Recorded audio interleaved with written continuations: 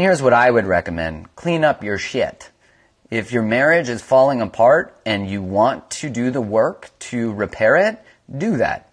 If you don't, stop cheating on your partner. Stop having an emotional affair. A few months ago, my high school flame got in contact via social media. Hey, yo, what's up? Unless you just graduated, then that's actually not that exciting. Okay. A few months ago, my old high school flame got in contact via social media. We have been chatting daily now, and it feels so good. It's exactly like our high school crush. I always thought he was my soulmate in some way. Oh, get ready. But. Not with two T's, one D. But I am married. Or at least legally married. Well, that sounds like a little qualifier for a lack of integrity. I like how you inserted that. My husband and I have not been connected for months now, and I am at a crossroads here. Should I be prioritizing my husband or what I think is my soulmate? Well, this is very much the allure of the other, the allure of the grass is greener that causes us to maintain disconnection in our relationships that are struggling. Look, I don't know the answer whether you should go after your quote-unquote soulmate or prioritizing your husband. What I do know is that when you step into this space where your integrity is starting to be compromised, you are abandoning who you'd like to be and what your values are. So here's what I would recommend. Clean up your shit. If your marriage is falling apart and you want to do the work to repair it, do that. If you don't, stop cheating on your partner. Stop having an emotional affair. It's even this messaging that's on Instagram, you're creating secrecy within the side. You'll never be able to have a relationship with your primary partner because you're in this scattered relationship somewhere else. You have an emotional prostitute, someone who's taking care of your emotional needs. And so why would you even need to reconnect with your partner? And so, look, I am not the person who gets to tell people what to do. I would never do that. But I do think that we need to... there's a great saying that you can tell a lot by a person by how they leave things. And this doesn't mean that I haven't always left with grace. But I've learned to.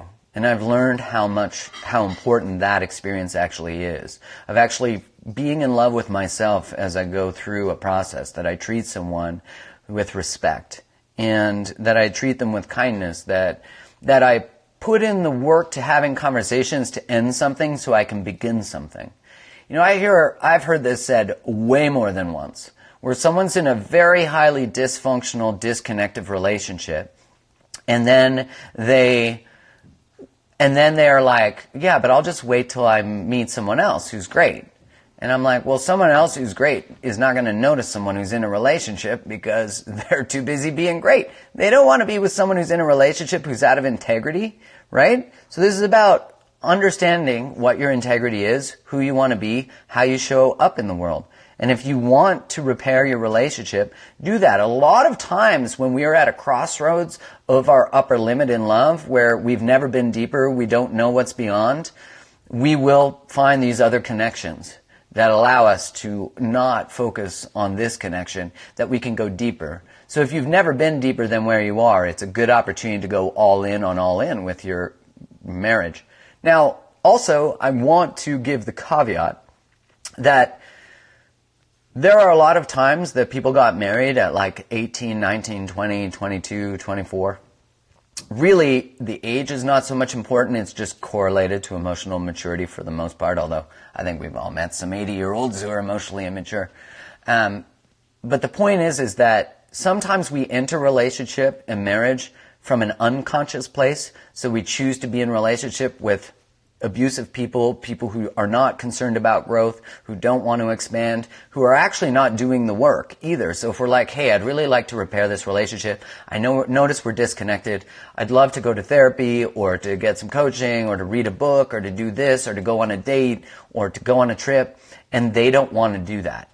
And so we have to start to ask first, what is holding you back from doing that? That's a great question because people do have the right to say they don't want to do something.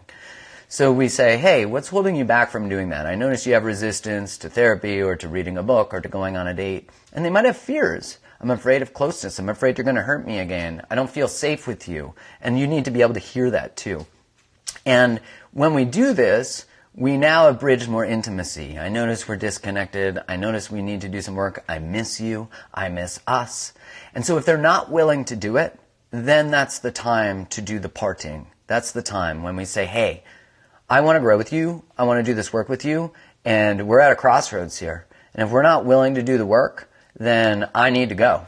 And you need to go. We both need to go because this relationship is not a relationship. It's a situationship. I've never used that term, but I've read it a lot.